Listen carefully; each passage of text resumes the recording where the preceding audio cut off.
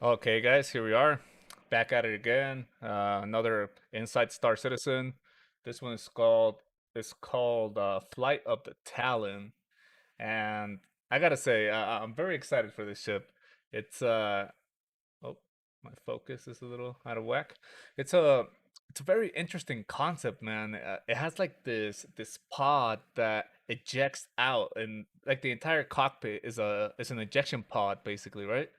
And man, I'm really excited to check out this ship. I've been waiting for it ever since the concept was announced. It sounds like it's going to be a bit of a glass cannon from what we originally heard, right, when the concept was introduced. So this is going to be really interesting. Let's dive in, boys. What are we waiting for? That didn't work. Oh man. Okay, we lost some points for cool factor there for sure. Let's roll. Chris was talking with Paul and was like, let's just go full bird with this. A lot of people's favourite things about the ships is, when you're in combat, this ship's a light fighter, you should be getting in there and blowing stuff up. But for me, when you walk out on your landing That pad looks so and you cool, see the man. ship, you want that to be an experience for the player. And that's why we pursued it. The Talon and Talon Shrike are a pair of fighters by Isperia. They're light fighters, so they prize agility over raw Turn that down a firepower little bit. and durability. The difference between the two is the Talon doesn't have great missiles, but has great guns. The Talon Shrike has great missiles, but not great guns. So you have your two choices there, depending on how you want to play. The Talon itself is a very elegant design. Baby, I remember talking man, to Paul look at at the very start. The concept can look super That looks lightweight, but whether or not we aggressive can as deliver hell. that, so many of our ships, once we get them, have that issue of, oh, we didn't take into account that it needs a size 2 power plant, or it needs 3 size 1 shield generators, or whatever it might be. With the Talon, we didn't get any extra weight added onto it, and it was as sleek and as elegant as what we wanted. It feels fast when you see it. Like, it doesn't have to be moving, but it just looks fast, it looks agile. Man, look at that. That is a beautiful ship. It's made by Isperia, right? Wow. That is a very good looking ship, I gotta say.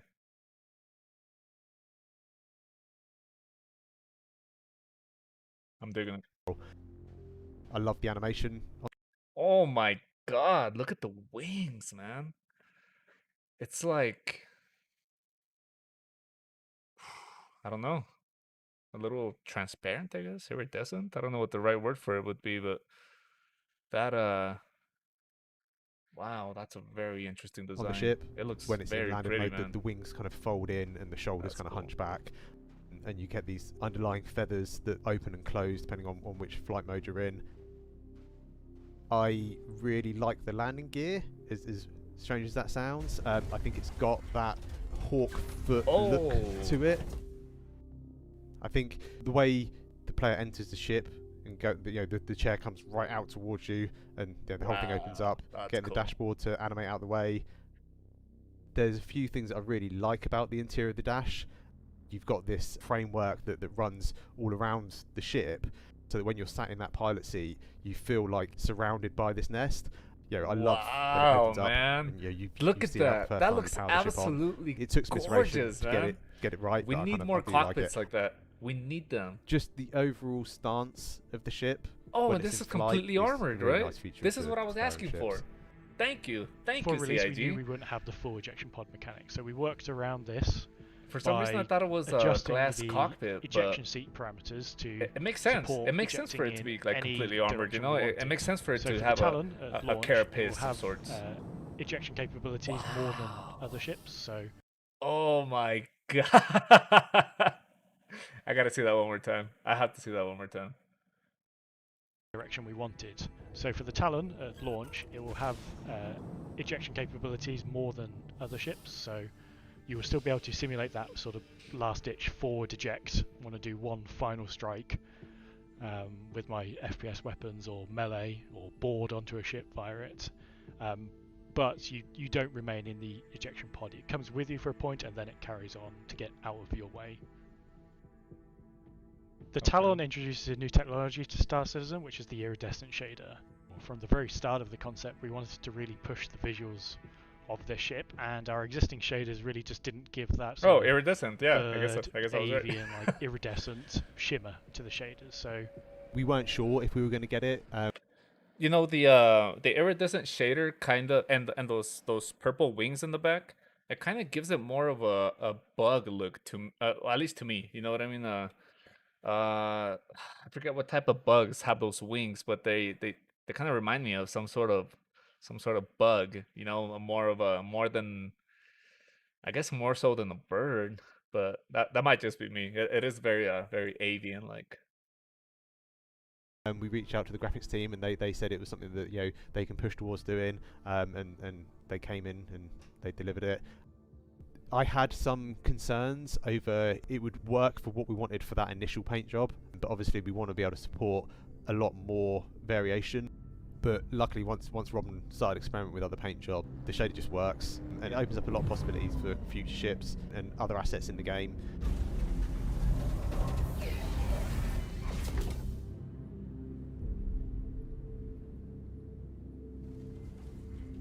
Beautiful. That's it's the other really ship I important was for us to talking about. develop the Talon and the Talon The Shrike, dropship, because it alien not only dropship. increases the amount of ships that the Tavaran race has in the game, but it also gives players more choice than the light fighter group of ships. Not only that they actually provide a very visual difference, which for a lot of people is a huge thing. The Talon and Talon Shrike are scheduled to make their flight-ready debut in the upcoming Alpha Check out Jared. 3.12, What up, building Jared? on the popular light fighter experiences of the Gladius and Arrow with an added avian style and colorful flair. But before we let you go this week, let's go ahead and see if we can squeeze in one more sprint report before the holidays arrive. Let's get to it. All right. We have a few Music updates to my in ears, the world Jared. of FPS weapons, starting with this look at the new Bearing FS9 light machine gun coming to the persistent universe in the upcoming Alpha 3.12. While the VFX artists are still tweaking and things may look a little different by the time you see this one live, one of the directions the team is pushing for is a smaller but more realistic muzzle flash that's good for a spray and play player like myself. After all, if I'm lucky enough to hit anything when I shoot, it's nice when I can actually see it happen through the flash. Okay. At the other end of the spectrum is the Gemini AO3 sniper rifle that is about as marksman as you can get. Now the AO3 is perhaps the smallest caliber rifle offered in Alpha 3.12, and feedback during review was that while it is intended to be small, we may still want to upscale the effect all the same. Like most things in game development, there's a delicate balancing act of adjustments and fine-tuning before we find something that seems just right. Now looking at something a bit farther out, Wow, the what weapons is that? concept team Crossbow? recently completed a pass on the Shroud of the Avatar crossbow from manufacturer Ultiflex. Now this low IR, low EM stealth weapon has a very slick carbon fiberish look, and you can see how the cartridges load from underneath. Now these cartridges carry the smart ammo arrows that will expand to full length once they're pulled up and chambered above. Now, it remains to be seen what kind of physical damage and visual effect this will have on FPS gameplay, but you can bet that we're going to check in on this very unique weapon again before it makes its way into the persistent universe. Let's talk ships. First up, we've got to look at perennial testbed the Aegis Gladius. Let me say something, guys. Look, I've been playing a lot of Cyberpunk, right?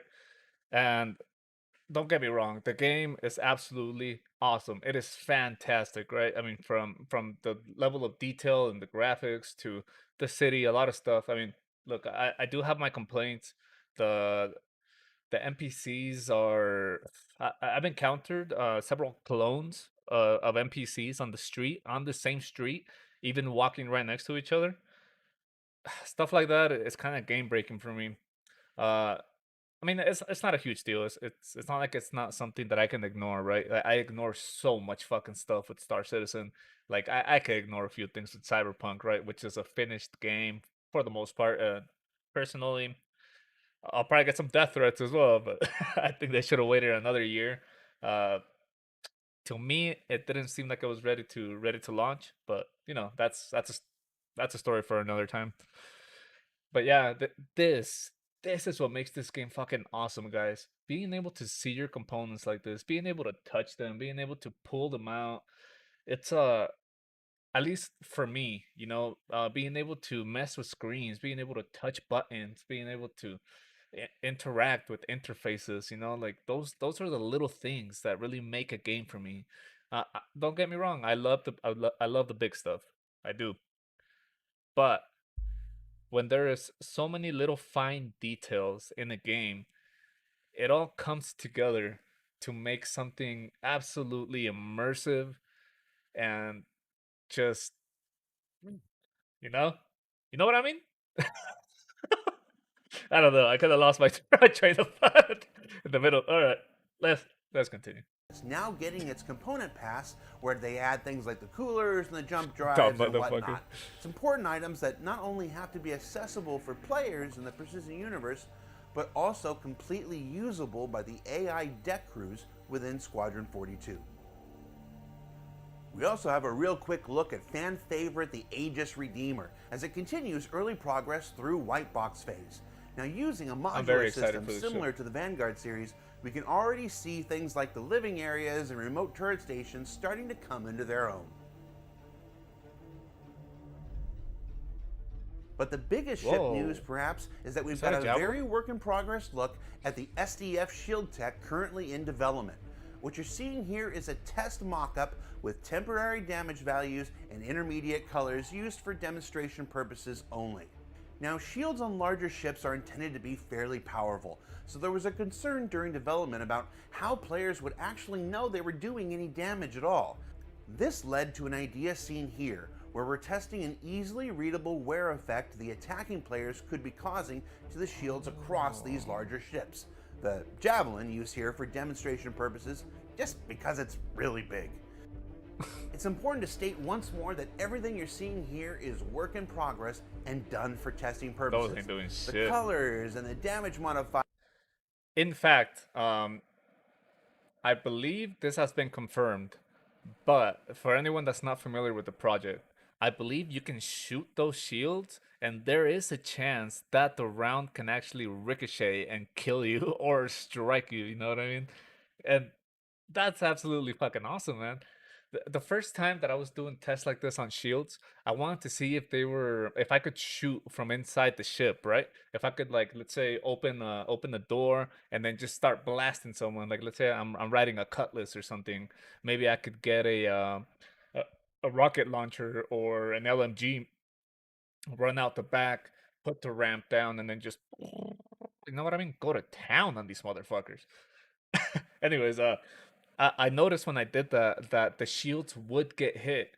So I never did any extensive tests. So I have no idea if the rounds were getting through, or if it was just like if the shields being hit was just a visual thing and the rounds were actually just going straight through. So I can't confirm whether it was stopping those rounds from getting out of the shield bubble, right? But yeah, I gotta say, this is super cool. I'm loving it. I love the visuals of it. I love how it shows the damage. I love how things are just like blowing off the ship. Man, this is what makes Star Citizen such a fantastic game. And the time to trigger the changing Even in the fucking state that it's in right now. Further passes. I mean, look at this pistol. That's not a normal pistol. Give me that pistol. Alternate tests also include using different patterns for distributing the damage effect across these new SDF shields, like this hexagon pattern, which always just looks really sci-fi and futuristic. As for which patterns, which colors, and which tunings will be used when SDF shields come online, well, we're all just going to have to wait and see. In environment news, the team is finishing up a series of daily passes updating many of the aspects found across Stan's planets and moons ahead of the upcoming Alpha 3.12. Now, these polishes are part of an ongoing effort that started earlier this year to bring these existing areas in line with new technologies as they've been developed. Things like the new organic shader, the height map improvements, updated ground textures using scanned elements, a newly robust geology library, and man, more. I got some exploring to do, looks like.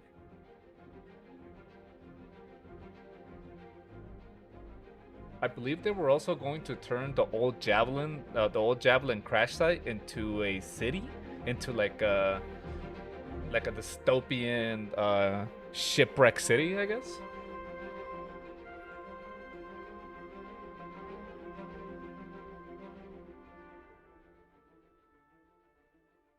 The Planet team has been working on developing ocean buoyancy on a per entity basis and generating the rule sets for creating procedurally placed items, derelicts, and more out across the ocean's surface. Now, there are a number of Wow. exciting possibilities here, including really advanced cool. traversal for the recovery of resources or mission items, submerged exploration, and more. Now, obviously, the shader No work way, you're seeing here is submerged exploration? very work in progress, as this is a test of tech and not visuals. But it is an exciting look at the ongoing explorations, exploring what's possible. Also, here's Henry on a duck, going up and down. Sometimes you gotta take the bad with the good. What? We've also got this look at the current progress of That's touch cool, bending, that's cool. which will be used to provide a more realistic experience when traveling through areas like the Hurston Savannah. Now, the team has made some good progress since we last showed their efforts. Why does it look so but some blurry? of the ways they CIG. still want to improve on what we- you're seeing here is to get a bend Can we that's improve the not quality of quite these the videos? complete crumple demonstrated here, It's in while 1080p also for getting God's a much sakes. slower return to upright, so that it's then possible Yeah, to CIG, visually we gotta track get you up to players 4K, my or dudes. creatures through the tall grass.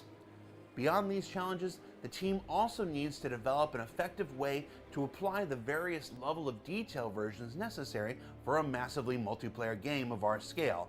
It's one thing to get this looking good up close, but it still has to work for those far away, and the team is looking forward to tackling that challenge in the new year.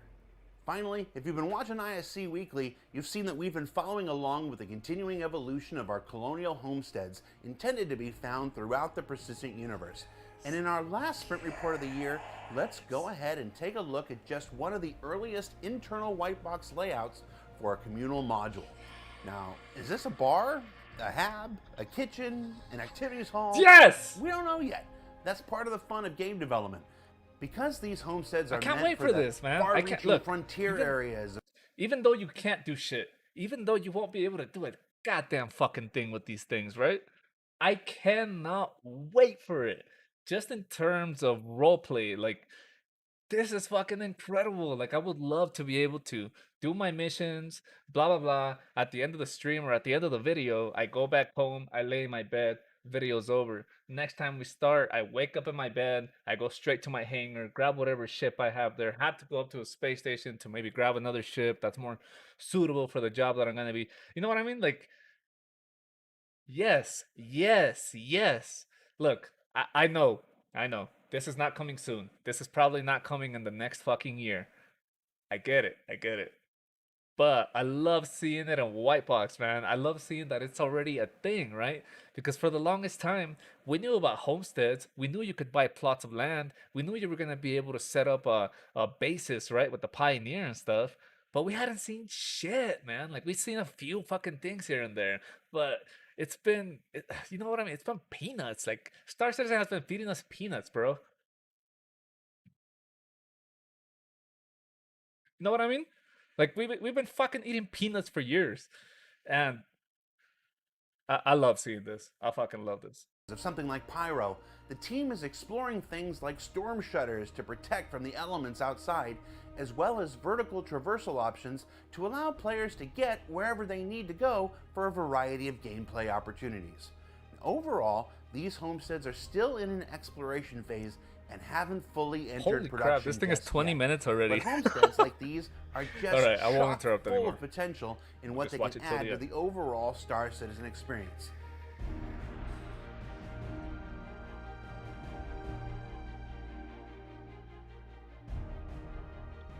So what did we learn this week? Well, we learned that the Talon and the Talon Shrike are ready to claw their way through the competition in the upcoming Alpha 3.12. That SDF shields are the next step in making ship combat a more We learned that Jared is a very beefy boy as well. Just throwing it out there, Jared. robust and rewarding experience, and that things like touch bending, buoyancy, homesteads, and more aim to bring new life and possibility to the surface of Star Citizen's planets and moons in the coming year. For Inside Star Citizen, I'm Jared Huckabee. Don't forget to tune in tomorrow to learn more about Alpha 3.12 on Star Citizen Live, and we'll see you all right back here. Oh, 07, Jared. 07, my man. Well, there we have it, guys. The Talon, a little bit of a couple new weapons that are gonna be introduced, and a little sneak peek into homesteads. I gotta say, I'm excited, man. Look, I'm a fucking nerd for this shit. I've been enjoying the game in the state that it's been since 3.0. So I don't know, it's been 2 years, maybe coming up on 3, right? And I gotta say, man, I've lost a little bit of steam for the project at times just because of how slow it's going, or because because of the fucking delays that we've had, right, with certain patches where they're like a month and a half late, 2 months late. It's like we're getting this patch and then next month we're getting the next one. So now they had to gut the next patch in order to make the fucking the timeline that they set for themselves, right? And yeah, yeah. This is exciting, guys. Like I know, I get a little overexcited. Maybe I fucking geek out a little a little too much about this game. But you guys have to understand, like I am a sci-fi boy. Like I love everything that has to do with science fiction. The closer that it gets to reality, the better for me. But even if it's just all speculation, you know, like I absolutely enjoy all of this. Well, that's about it, guys. I'm not gonna hold you guys up any longer. You guys probably stopped watching this video 10 minutes ago. You know, so uh my name is Tack. Thank you all for listening. Thank you all for watching. I absolutely love you guys. Please, please, please, if I have earned it today, drop me a like, maybe subscribe. And if not, all good, baby. All good. I'm gonna earn that. I'm gonna earn that like. I'm gonna earn that subscribe. Guaranteed. I guarantee it. Alright, guys. Well, this is Tack 07 boys, signing off.